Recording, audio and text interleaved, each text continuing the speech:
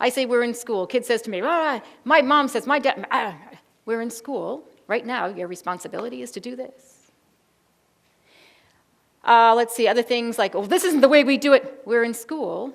It's time to clean up your mess underneath your chair. We're in school. Stop fighting the fight that you can't undo what happens at home. Stop saying, well, everything we do doesn't matter because we're going to send them home and they're going to unteach it or unlearn it. We all learned how to behave in different environments in different ways. You all know it's not okay to go to the company party and copy your behind on the copy machine.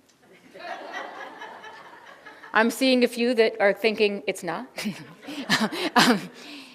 If you want to have a party like that, you buy a copy machine, have your friends over in the basement and have at it. Just don't post it on Facebook, for crying out loud, all right?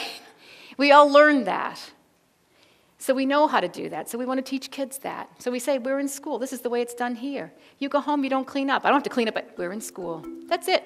Bottom line. Thanks for watching, and I hope you found this video helpful. If you did, make sure to like and subscribe so you never miss another video. I speak and consult on school behavior, and I love to help districts solve some of these problems. See you next time.